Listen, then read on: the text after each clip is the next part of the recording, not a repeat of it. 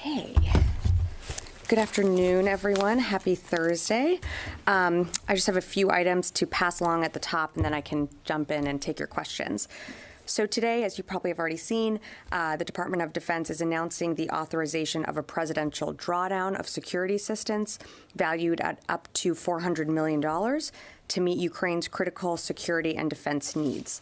This authorization is the Biden administration's 25th drawdown of equipment from DoD inventories for Ukraine since August 2021. Capabilities in this package include missiles for Hawk air defense systems, 4 Avenger air defense systems and Stinger missiles, additional ammunition for the HIMARS, which are the high mobility artillery rocket systems, 21,000 155 millimeter artillery rounds, 500 precision-guided 155 millimeter artillery rounds, 10,000 120 millimeter mortar rounds, 100 high-mobility multi-purpose wheeled vehicles, Humvees, 400 grenade launchers, small arms, and more than 20 million rounds of small arms ammunition, and demolition equipment for obstacle clearing, optics, and cold weather gear. With Russia's unrelenting and brutal air attacks on Ukrainian civilian and critical infrastructure, additional air defense capabilities are critical. The Hawk missiles, which will be refurbished using Ukraine Security Assistance Initiative funds, will complement Spain's recent commitment of Hawk launchers to help Ukraine meet this threat. The Avenger short-range air defense systems will also provide Ukraine with capability to protect Ukrainian troops and critical infrastructure against unmanned aerial systems and helicopters. You should have the release in your inbox, but it will also be found on defense.gov.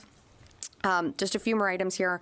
Looking ahead, tomorrow, Secretary Austin will provide remarks at the Vietnam Veterans Memorial at 1 p.m. to commemorate and pay honor to our veterans. Their service and commitment make up the strong fabric of our nation, and we will never forget their sacrifices. Also looking a little further ahead, next week the Secretary will host the 7th meeting of the Ukraine Defense Contact Group. This meeting will be hosted virtually here at the Pentagon and will allow for the Secretary and Ministers of Defense from nearly 50 countries to discuss efforts to supply Ukraine with the means to defend its sovereignty from further Russian aggression, and additional information will be forthcoming. And finally, with great admiration, the department would like to take a moment to acknowledge the 247th birthday of our United States Marine Corps. As the department continues to adapt to the complex challenges of the 21st century, the Marine Corps stands ready to bring invaluable experience to the battlefield. Their work on how we will operate in a contested maritime domain reflects their steadfast commitment and value to our joint force. We wish them a heartfelt happy birthday and Semper Fi, Marine Corps. And with that, I will take your questions. Yes, Tara Cobb, sorry. Okay, thanks for doing this. Can you talk a little bit more about the difference that the Avenger air defense system can make in the battle now, particularly with Russian troops withdrawing from Kherson? Did the Pentagon decide to make these available now because it's winter and they can be put on high vehicle trucks? What was the thinking there? So, again, this is one additional air defense system that we have provided along with our partners and allies that I think complements some of the air defense systems that we've provided. In particular, with the 4 Avenger air defense systems, these are mobile, short-range air defense systems that can they can protect against cruise missiles, helicopters, unmanned aerial systems. They're shorter in range, but with some of the additional capabilities that we and Spain and others have provided, like the Hawk missiles, this is something that will, I think, fit in well with some of the capabilities that they're already using on the battlefield. Just a quick follow-up. Yeah. Since this system also uses Stingers, are there any concerns that this is another pressure on the Stinger stockpile? You know, again, we continue to assess our readiness, and the short answer to your question is no. We are committed to providing Ukraine with what it needs on the battlefield and what they need day to day, and we are constantly assessing our readiness, but we wouldn't have provided these Stinger missiles if we didn't feel like that we could.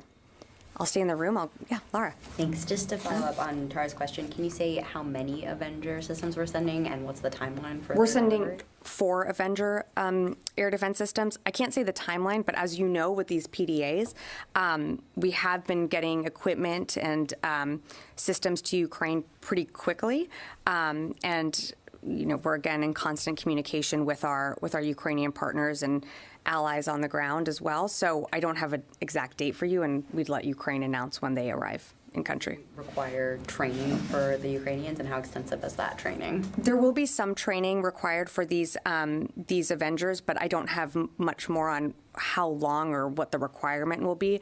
But like with most of the capabilities that we've provided, we have given some training when they have gotten in country, and so, or before they go in country, and so these air defense systems would require some of that. Great, yeah. Hi. I have a follow-up on the Avengers and then sort of a broader question for you.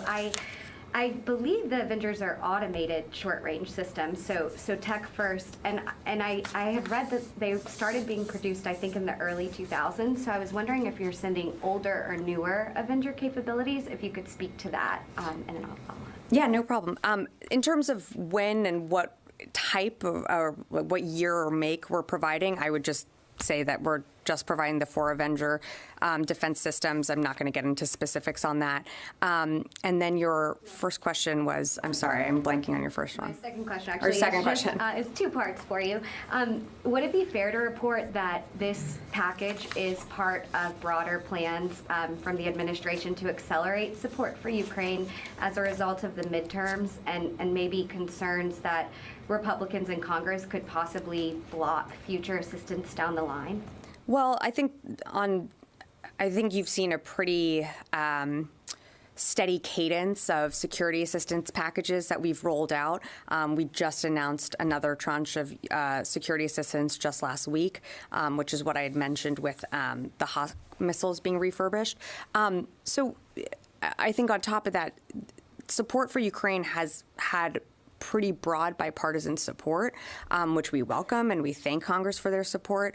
I think there is in Congress on both sides of the aisle a commitment to Ukraine that we're in this for the long haul. So even with the midterms and the outcomes, I think that Ukraine will still see security assistance and support from the United States in their fight.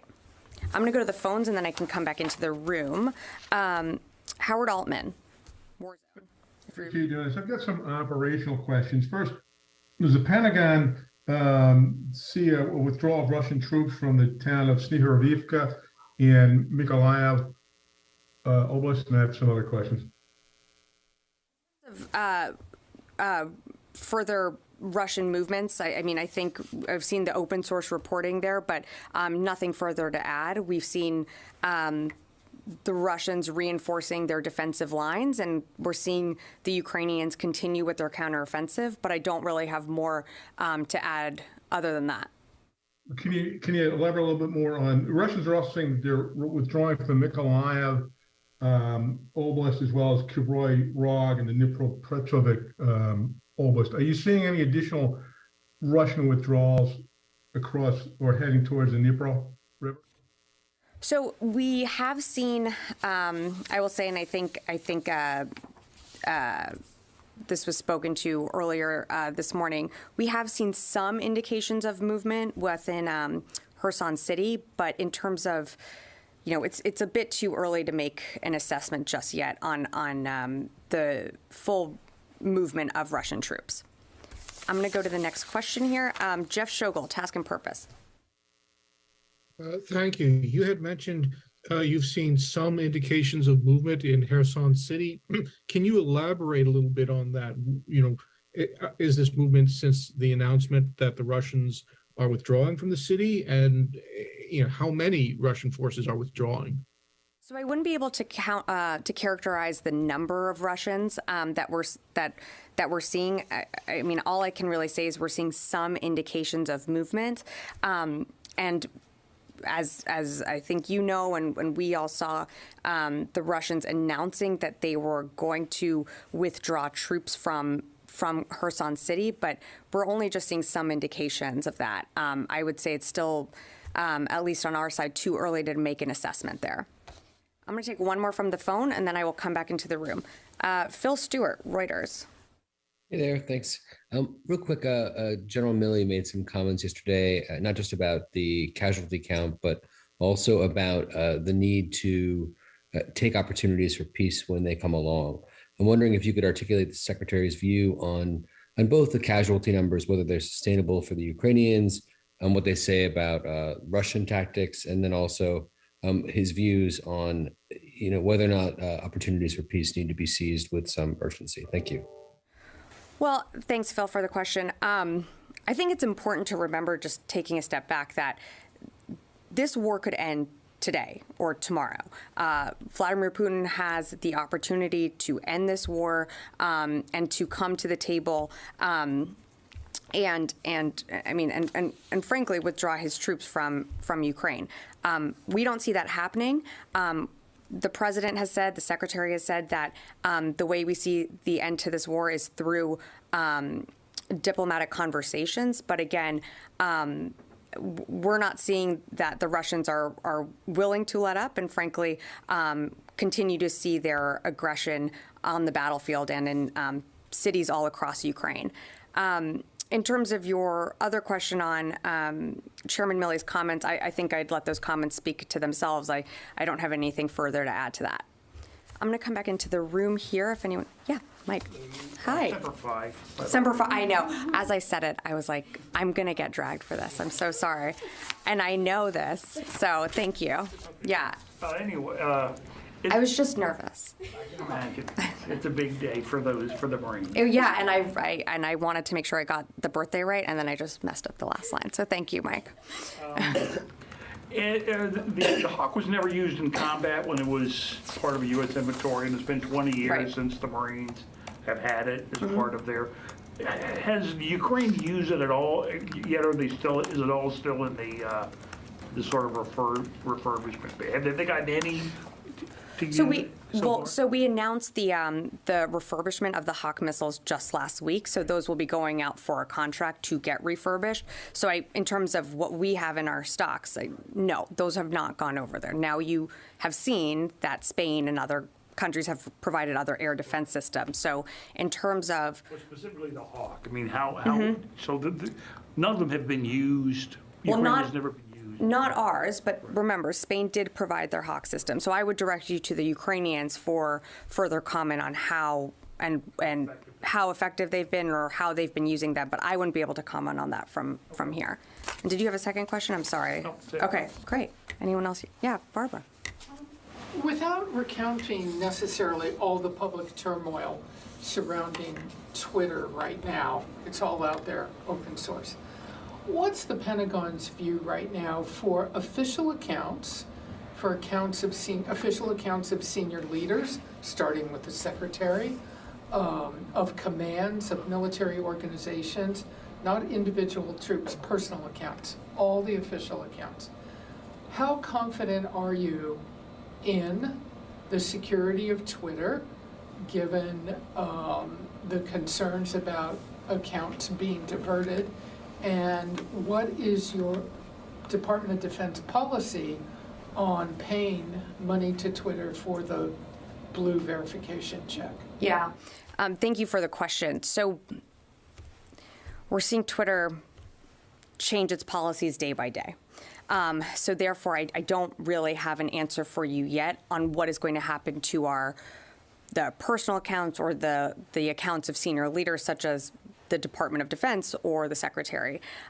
It's something that we're working through in terms of paying for the verification blue check mark. Again, it's something that we're trying to figure out what makes the most sense for this department, but I don't really have any further updates as Twitter keeps changing its policies. Expand it all when you say you're working your way through it. Yeah. What are and again, I want to be clear, I'm only asking you about official accounts, not the personal accounts of individuals. You're working your way through it. What are the issues on the table for you that you're trying to address? What are the concerns that you're beginning to identify that you have? And how could you even potentially pay without, do you anticipate you would have to organize some kind of DoD-wide government contract to Twitter to be a vehicle to pay? So what are the issues? Can you expand on that? Well, I think one of the biggest issues is that Twitter keeps changing exactly what it's going to do. I think it was just yesterday, some accounts saw a gray check mark or verification next to their name, then that went away for some accounts. So it's hard to, some of this is just speculating because we really don't have a good grasp of what exactly the Twitter policy is going to be just yet. So working through those issues, part of it is thinking through, we have official accounts from the Department of Defense all the way down to our services, to the Marine Corps, Semper Fi. And I just, I don't know that we have a good sense just yet until Twitter makes a more permanent decision of what we do with all of our accounts. One quick follow-up. Sure. Do you feel at this point that it's still stable and, if you will, secure enough to be a vehicle for official communications from the people that have, from the organizations that have official accounts? Are you okay with it still right now? So as of right now, I have an official account here at the Pentagon. I use my official account. I feel safe using my official account. Twitter is a massive platform with huge reach. It'd be tough to not be on the platform and not be able to reach people where they are, where they get their news, where they communicate. But again, I understand that Twitter's going through a lot of changes right now. So as Twitter adjusts and makes changes, we're going to have to adjust and adapt too. So as of right now, I feel fine operating on the platform, and I think our accounts do as well. And if that changes, I'll certainly let you know. Great. I'm just going to go to the phones, and then I will come back into the room. Heather, USNI. Thank you so much. I was wondering if we can get an update on the maritime situation in the Black Sea right now, and if there's been any discussions about extending the grain deal that was brokered by the UN and Turkey. So in terms of the grain deal, I would refer you back to Turkey and the UN. I don't have any updates from here. The maritime picture remains unchanged. We haven't seen major updates on either side. So when there are, I'd be happy to read that out and get back to you on that. I'm going to just go to one more, and then I'll come right back into the room. Valerie with Breaking Defense. Hi, thanks so much for taking my question. I've got sort of a broader question.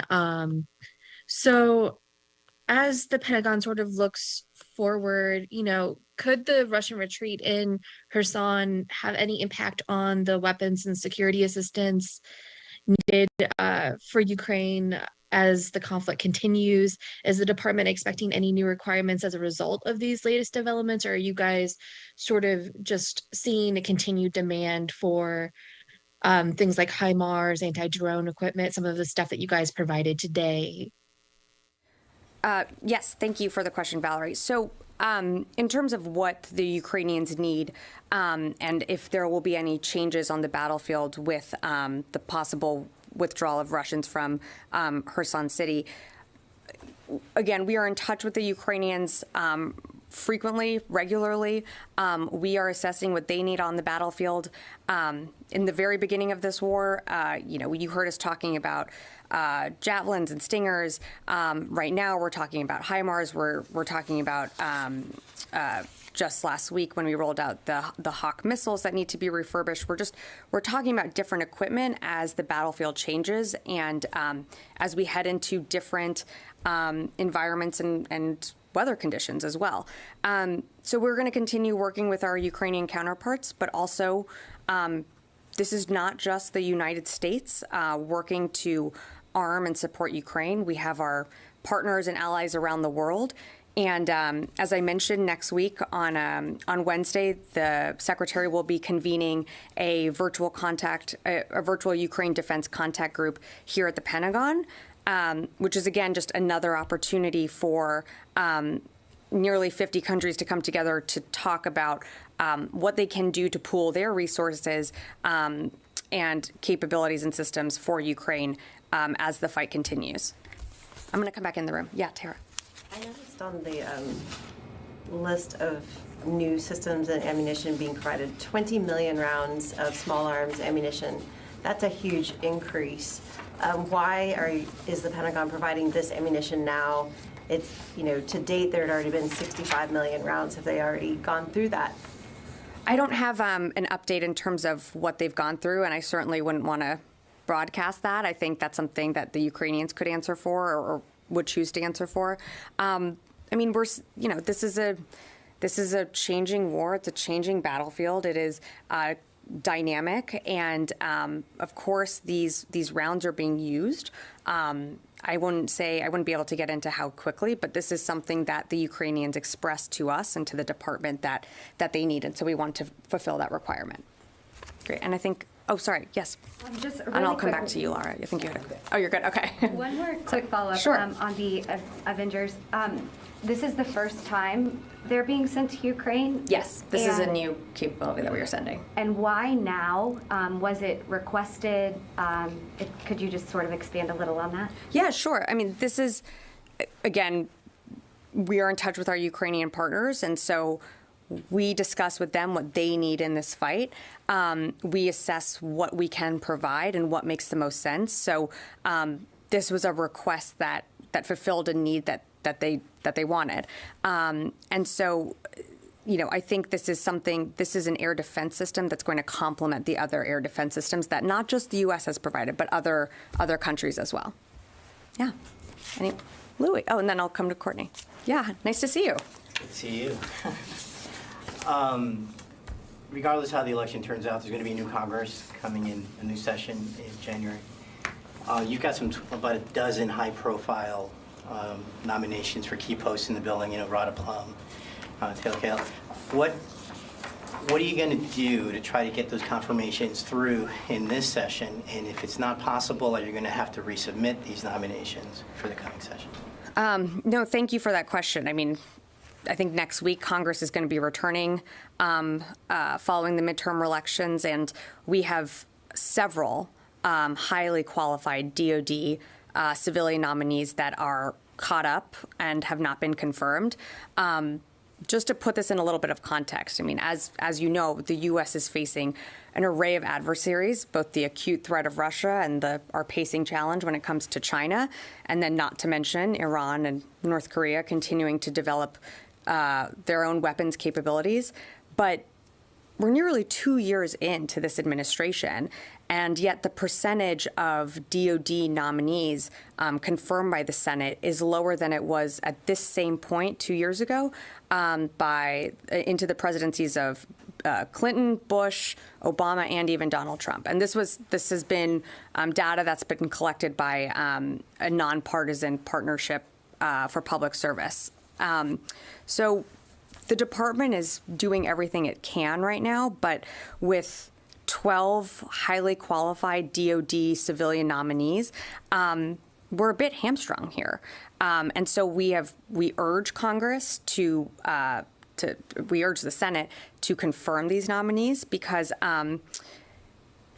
they play a critical role in just managing recruitment, our budget, our physical health of the force. And just to give a quick example here, when it comes to the PDAs that we're announcing today, when it comes to assessing our own fighting capabilities, our acquisition leaders are so important in maintaining our weapon stocks.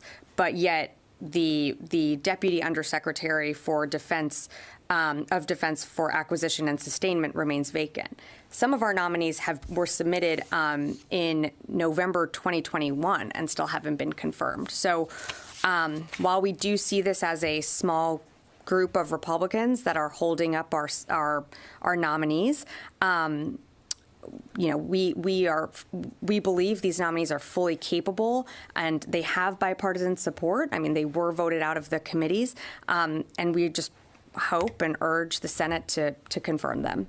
Yes. Follow up. Yeah. You listed the administrations and what points, the progress had been made on nominations. The Trump administration actually seemed to get along pretty well just by having acting people in these offices. Is that something that you feel is appropriate? Is that something that you want to get past given the concerns that you just raised? Well, I will say anyone in an acting position, when they don't have the full authority or they're not the actual director, there's still ambiguity within staff. There's still decisions that need to be made by the actual, whether it's a deputy undersecretary, whether it's, having an acting doesn't necessarily set the trajectory for how that department is going to look. That is what the person that is confirmed does. I think a good example here is we talk about recruitment. We talk about how we are going to bring in more folks into the Army, Navy, whatever it might be. And we have 2 positions open in the manpower and reserve affairs in the Army and Navy that have yet to be confirmed. And those people were nominated in January 2022. So you can have an acting there, but that person won't necessarily be able to set the trajectory of how are we going to set the long-term goals? And frankly, it doesn't. I don't think it's helpful to just have an acting person in that role. I think you need someone that has the support of Congress, has the support of the Senate, to lead the organization as well. Yeah, Courtney. So just one follow-up on that. So does that mean that President Biden or Secretary Austin or someone is going to be lobbying Congress right now to push some of these people through for a vote? I think I may be wrong about this. I think the IG has already been voted, or has already been approved out of committee, just hasn't been voted on. That's right. So we've had an acting for 10 years now? Not that long. 6 years. Yeah, 6 years, for a long time, right? Right. So, is there going to be an effort to try to push that through before Congress changes over? Well, that's why we have our legislative affairs team. They're certainly doing the work. They're in touch with Congress. I mean, part of the work that is done, not just at the secretary's level, but at a staff level, is working with a senator's office to answer any questions that they may have, urge for these nominees to be confirmed. I don't have anything to read out from the secretary's level at what he's doing now, but he put these people forward. He has chosen them to lead their respective departments, and as you mentioned, someone from to lead the IG. I think that was one of the.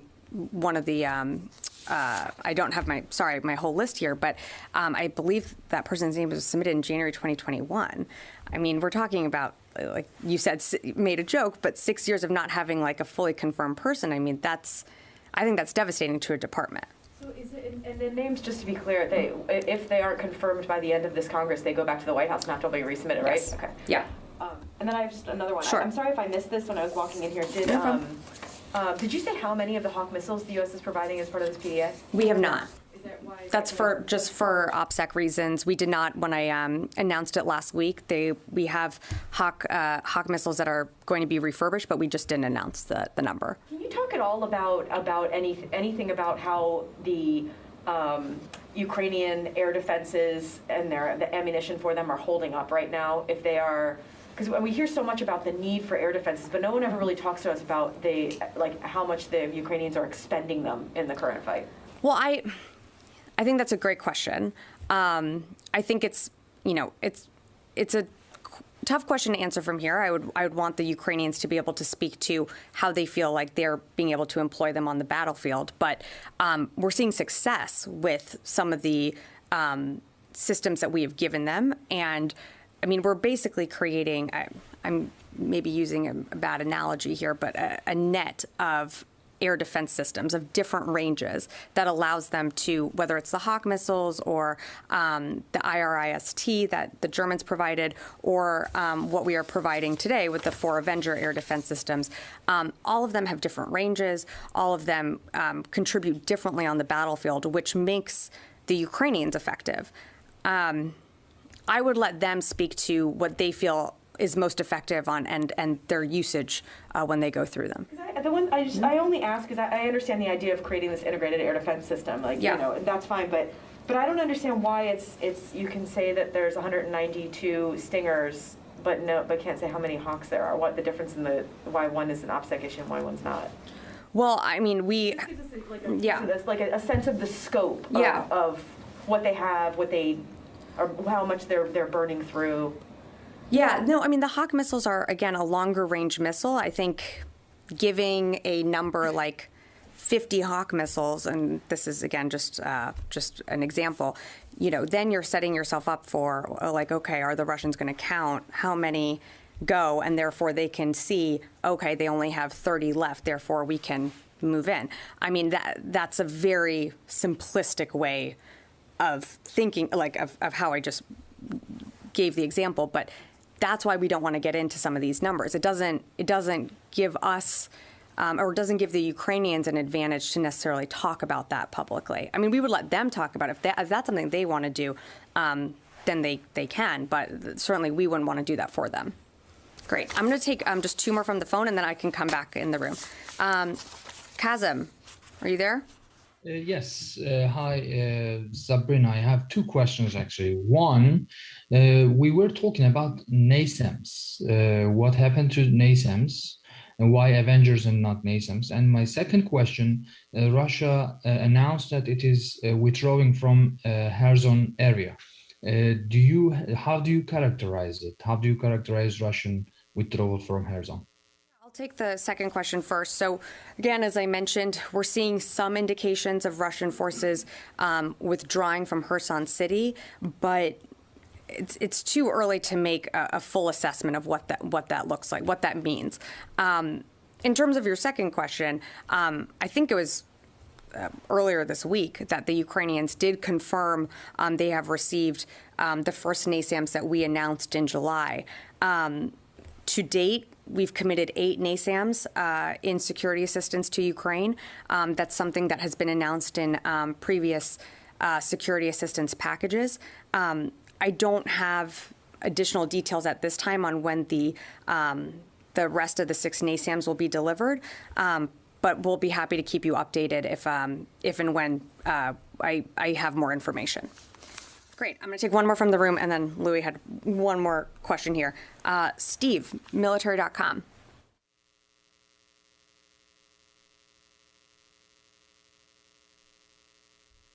Okay. All right. Nothing heard. Back to you. Yeah. So following up on Courtney's question, sure. You keep referring to Spain and the Hawk missiles. So they've committed actually 6 systems as of today. 2 additional. When you talk about the Hawk refurbishing, are you talking about missiles systems, or are you talking about the missiles themselves? The missiles themselves that need to be refurbished so they can be used with the Hawks. So in other words, this is providing the Ukrainians with the supply of missiles that can then be used with the system that Spain provided. Does that make sense? Yeah. Sorry if that wasn't clear earlier. It's just something that hasn't been clarified over the last week. So no problem. Did you say how long it would also take for that refurbishment, like when we might start seeing some of those delivered? I don't have a timeline on that yet. It's something that, we, as you know, we announced last week in the 7th security assistance package.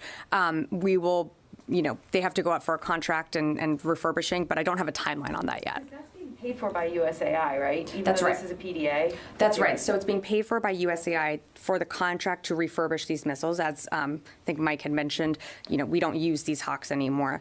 And then but they're coming off of our shelves. So that's why it's being announced through the PDA as well. But the money to refurbish them is through the USAI.